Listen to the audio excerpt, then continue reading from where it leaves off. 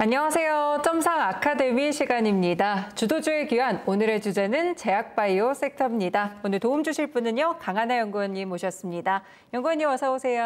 안녕하세요. 네, 코로나19 때 정말 꺼질 줄 모르고 올라갔던 섹터가 바로 제약바이오 섹터인데요. 그로부터 3년 이상 소요되면서 사실 더 이상 주도주라고 부르기가 참 민망해지는 그런 상황이었죠. 그런데 최근 들어서 금리 인하로 빛을 보기 시작하더니 이제는 다시금 시장의 강한 주도주로 떠오르고 있습니다. 수급만 봐도 사실 외국인 수급이 반도체에서 이 제약바이오로 이동을 하고 있는데 그렇다면 과연 이 상승의 의미와 지속성 어떤 종목을 골라야 될지 저희와 함께 자세히 분석해 주시겠습니다. 네, 연구원님 그러면 상반기랑 사실 제약바이오 섹터들 분위기가 많이 달라졌는데요. 거기에 이 근거는 뭘까요?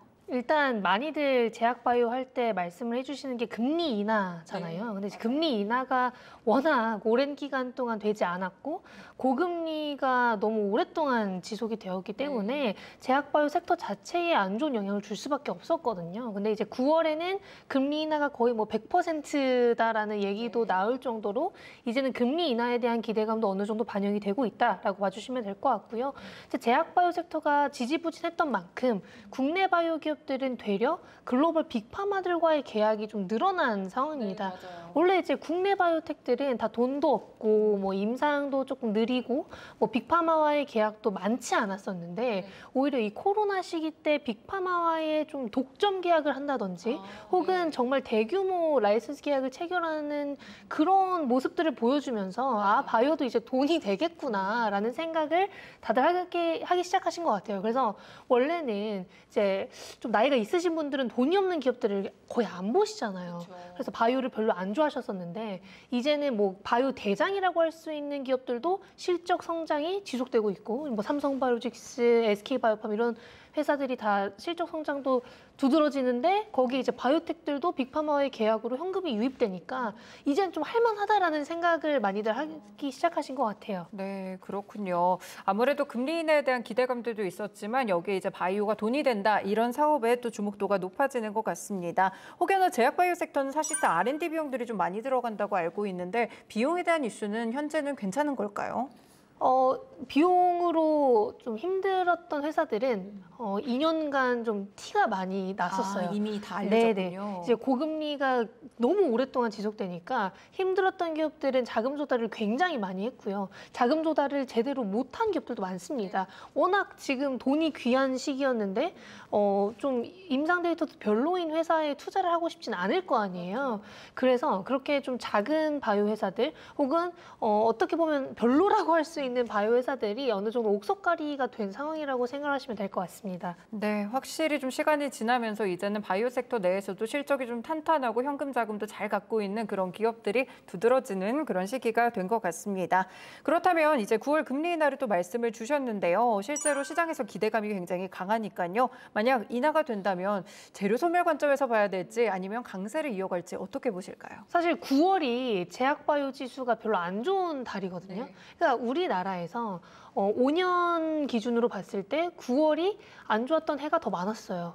그러니까 7월은 급등을 했던 해가 꽤나 있었는데 8월은 약 상승으로 마감을 했던 해가 더 많았고 9월은 하락으로 마감을 했던 시기가 더 많았습니다. 그만큼 지금 9월에 금리 인하를 뛰어넘을 수준의 이슈가 나올 수 있을까라는 그런 우려는 저는 조금은 갖고 있고 지금 금리 인하로 인한 상승이 좀 미리 반영이 되고 있잖아요. 선반영이 되고 있기 때문에 어느 정도 뭐 이게 금리 인하를 엄청 크게 하지 않는 이상, 빅스텝을 하지 않는 이상 재료 소멸이 될 수도 있겠다. 혹은 이제 금리 인하를 했는데 경제 지표가 뭐 엄청 안 좋게 나온다든지 그러면 또 그건 오히려 더 큰 문제가 될 수 있기 때문에 금리 인하만을 보고 이제 바이오를 투자한다기보다는 좀 빅스텝이 될 수도 있겠구나를 생각을 했을 때 뭐 바이오의 플러스 알파일 수 있겠다. 이 정도로 봐주시는 게 맞을 것 같습니다.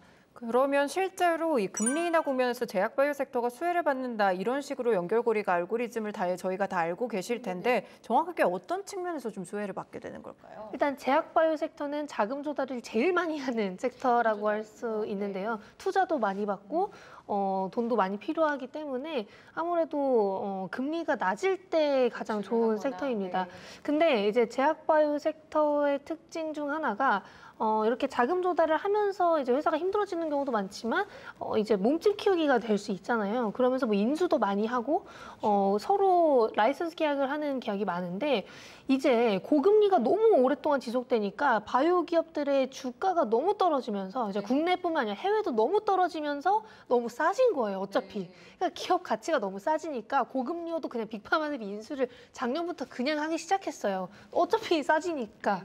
그래서 이제는 뭐 금리가 떨어진다고 해서 뭐 계약이 훨씬 더 많아질 거야라기보다는 그냥 비상장 회사들이 지금 투자를 너무 못 받고 있는 게 좀 나아지지 않을까. 지금 비상장사들이 힘들어지니까 상장사들까지 좀 이어지는 케이스인 거거든요. 근데 이제 비상장사들의 투자 유치가 조금 수월해진다면 그냥 섹터 자체가 괜찮아지지 않을까. 그리고 이제 금리랑 제약바이오 지수랑 상관관계가 뚜렷합니다. 완전히 데칼코마니로 반대로 가겠거든요. 그래서 그런 걸 고려했을 때 뭐 금리가 떨어지면은 베스트지만 지금 살짝 떨어진다고 뭐 바로 고금리에서 저금리가 되는 건 아니기에 올해보다는 이제 내년에 금리 인하를 계속한다면 그걸 오히려 더 기대해 볼 만하지 않을까 그렇게 기대를 하고 있습니다. 네, 그렇군요. 그러면 사실 저희가 제약바이오 섹터가 참 주도주다, 이렇게 잘 간다 이랬을 때가 사실 코로나19 국면이었잖아요. 그때는 폭발적인 상승률이나 주가 자체가 굉장히 급등세를 굉장히 급격한 각도로 올라갔었는데 그 당시의 상승률까지는 지금 금리 인하 수혜 측면에서 받기는 조금 힘들까요? 네, 단기적으로는 좀 힘들 거라고 생각을 하고 있는데 어차피 제약바이오는 원래 이제 개별주로 보는 게 훨씬 더 좋습니다. 그게 맞고요. 근데 이제 코로나 때는 코로나 치료제, 뭐 코로나 백신, 아니면 뭐 코로나 관련 뭐 진단 이런 기업들이 너무 많아지면서 하지 않으면서도 이제 뭐 하는 척을 하는 등 아니면 그걸로 인해서 뭐 투자를 받는 등 너무 이슈들이 많았잖아요. 그래서 이제 코로나 관련됐을 때는 팬데믹이라는 희귀한 상황이 있었기 때문에 어쩔 수 없는 그런 상승이었고 최근에 또 코로나19가 재확산되고 있잖아요. 그러면서 이제 진단주들이 급등을 했거든요. 그래서 여전히 지금까지도 계속 오르고 있는 상황인데 이런 게 뭐 장기적으로 간다기보다는 그냥 단기적인 관점에서 보시는 게 더 맞을 것 같습니다. 코스닥 시장에서 최근에 또 굉장히 또 특이한 일이 있었죠. 에코프로비엠을 제치고 알테오젠 시가총액을 장중에 1위를 차지하기도 했습니다. 이렇게 시총상위 종목들 제약바이오 섹터들이 요즘 10위 안에 굉장히 많이 들어왔거든요. 이런 재편 현상들이 좀 지속될 수 있을지 2차 전지와 좀 비교를 했을 때 어느 정도 제약바이오가 좀 더 우위에 서는 그런 느낌일까요? 일단 2차 전지랑 제약바이오 모두 성장주잖아요. 그렇죠. 성장주인데 2차 전지가 좋았을 때 제약바이오가 되게 안 좋았었어요. 그런데 2차 전지 최근 실적이 또 안 좋잖아요. 이제 2분기뿐만 아니라 이제 올해 들어서 갑자기 실적이 많이 안 좋아진 기업들이 좀 있는데 제약바이오는 올해 들어서 실적이 좋아진 기업들이 꽤 있어요. 특히나 대장주들의 실적이 조금 차이가 나면서 제약바이오 대장주들 실적이 뭐 예상치 대비 잘 나오고 앞으로도 성장세가 확실하다면 오히려 제약바이오가 나을 수도 있지 않을까라는 그런 생각을 하기 시작하신 것 같고 제약바이오 또한 이렇게 돈을 벌다 보니까 뭐 이것저것 더 하기 시작을 하는 거예요. 이제 뭐 요즘에는 뭐 밸류업 얘기도 나오니까 뭐 배당도 하려는 생각도 하고 그게 아니라면 다른 회사에 뭐 투자를 한다든지 혹은 뭐 증설을 한다든지 증설을 한 게 이제 뭐 올라오는 수준에 왔다든지 그런 요소들이 올해 들어서 좀 많기 때문에 그럼 제약바이오가 이제는 뭐 다시 좀 주도 섹터 중 하나가 될 수 있지 않을까 그렇게 생각을 하고 있습니다. 네, 그렇습니다. 그렇다면 이 수급적인 측면에서도 좀 궁금한데 제가 서두에 잠깐 저도 조사를 하긴 했지만 실제로 외국인 수급이 좀 반도체나 뭐 이런 쪽에서 제약바이오로 많이 이동을 하고 있을까요? 네, 최근에 반도체랑 바이오랑 거의 같이 가는 일이 없거든요. 완전히 반대로 가요. 그러니까 반도체가 좋을 때는 바이오가 안 좋고 바이오가 좋을 때는 반도체가 안 좋은 경우가 더 많은데 반도체를 또 사는 뭐 분들도 있고 뭐 당연히 외국인들도 뭐 너무 많이 빠지면 또 사겠지만 그래도 바이오 대장들은 외국인들도 요즘 좀 매수를 많이 하는 모습을 보여주고 있어서 확실히 좀 큰 회사들 위주로 뭐 1조 이상의 바이오텍들 위주로 좀 수급이 들어오고 있는 것 같습니다. 그럼 현재 시점에서 봤을 때 반도체, 2차 전지, 제약바이오 세 개로 크게 주도주를 좀 분류를 한다면 실제로 투자자분들이 좀 제약바이오로 갈아타는 전략들이 유효하게 좋을까요? 저는 사실 제가 제약바이오밖에 잘 몰라서 네. 정확히 말씀을 드릴 수 있을지는 모르겠지만 일단 제약바이오의 올해 이슈가 뭐 여전히 남아 있기도 하고 뭐 9월에 제가 뭐 역사적으로 안 좋았던 해가 더 많았다라고 하지만 뭐 금리 인하나 뭐 생물보안법 혹은 뭐 내년에 있을 것들까지 생각을 했을 때 장기적인 관점으로 투자를 한다면 저는 바이오는 여전히 매력적인 섹터라고 생각을 하고 있습니다. 사실 국내뿐 아니라 해외 이슈도 굉장히 많이 좀 발생을 하고 있습니다. 특히나 미국 대선과 관련돼서도 제약바이오가 수혜를 받을 수 있을 것이라는 그런 기대감들이 있는데요. 먼저 아무래도 미국의 생물보안법이 제약바이오 섹터 이야기할 때 많이 나오는 것 같아요. 이 미국의 생물보안법이 어떤 건가요? 일단 생물보안법은 이게 뭐 기본적으로 중국을 견제하기 위한 법안이라고 네. 생각하시면 되는데 중국인들이 뭐 사람들의 데이터를 되게 많이 갖고 있잖아요. 뭐 유전자 데이터라든지 생명체 관련된 데이터를 너무 많이 보유하고 있고 특히 미국과 거래를 하면서 그런 걸 많이 빼돌린다라는 얘기가 있어요. 그래서 그런 데이터를 미국은 좀 지키기 위해서 생물보안법을 좀 많이 추진을 하고자 하는 모습을 보이고 있는 거고요. 그게 아니라고 하더라도 이제 바이오 생태계, 글로벌 바이오 생태계에서 중국을 조금 밀어내고자 하는 모습을 보이고 있습니다. 그만큼 지금 글로벌 바이오 밸류체인에서 중국의 역할이 어느 정도 큰 상황이에요. 그래서 뭐 생산이라든지 공급을 하는 데 있어서 중국이 어느 정도 역할을 하고 있기 때문에 이제 미국은 그게 또 마음에 안 드는 거죠. 그래서 그런 측면에서 생물보안법을 점점 더 추진하고자 하는 거고 최근에는 이제 생물보안법으로 인해서 수혜를 받을 수 있는 나라들, 뭐 그 한국이랑 일본이 또 언급이 많이 되고 있습니다. 그래서 아무래도 생물보안법은 뭐 바이든 대통령이 추진을 많이 하기도 했고 바이든이 아니라고 하더라도 지금 미국에서 하원 의원들도 되게 밀고 있는 부분이기 때문에 그냥 연내 좀 승인 가능성 혹은 통과나 진정 가능성을 기대하시는 분들이 꽤나 많습니다.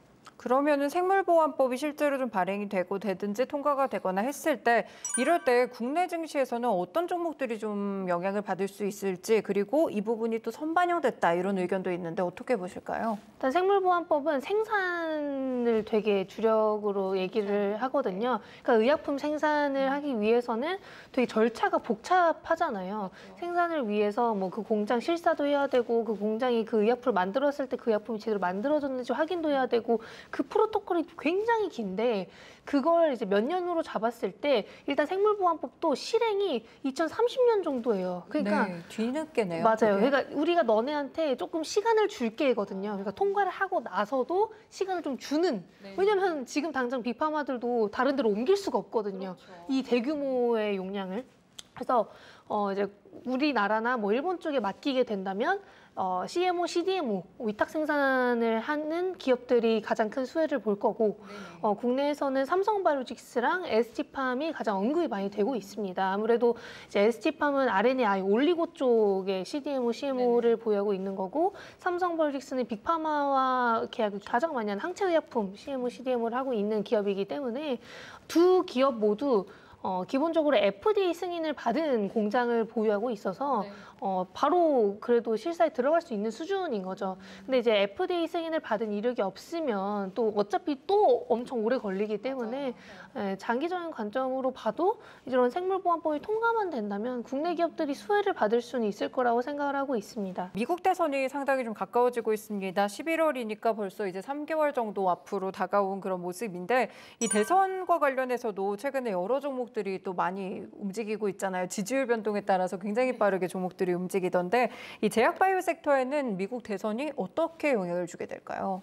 일단 바이든보다는 트럼프랑 해리스가 낫다예요. 그래서 일단 바이든이랑 트럼프가 언급을 많이 하는 게 약가 인하거든요. 그래서 약가 인하를 왜 지지하냐면 지금 의약품 가격이 너무 비싸다예요.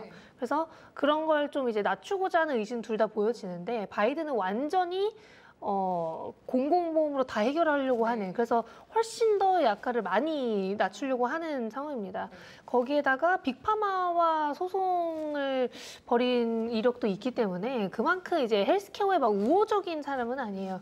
근데 이제 트럼프 같은 경우에는 그 정도는 아니고 약가 인하는 필요하되 뭐 적당히, 그리고 민간 기업들이나 이제 빅파마들에게는 우호적입니다. 그래서 트럼프가 됐을 때 조금 더 헬스케어가 수혜를 받을 수 있지 않을까, 뭐 세제 감면 혜택도 있지 않을까, 그렇게 생각을 하고 있고, 여기서 또 중요한 거는 약가 인하라고 하면은 이제 바이오시밀러를 뺄 수가 없어요. 그렇죠. 네. 제한이 될 수 있죠. 네, 어찌됐든 오리지널 의약품과 뭐 동등성 테스트를 다 하고 이제는 교차 처방까지 가능해진 상황이 됐기 때문에 이 바이오시밀러 기업들이 수혜를 받을 수 있겠다. 그 중에서 이제 셀트리온이랑 삼성바이오직스의 연결자회사인 삼성바이오에피스 두 기업이 워낙 대표적이고, 이 두 기업들이 최근에 그 부분이 조금 반영이 된 것 같긴 합니다만, 그래도 만약에 뭐 누가 당선이 되든 바이오시밀러 쪽은 정책적으로 모든 대선 주자들이 밀고 있는 부분이긴 합니다. 그래서 그냥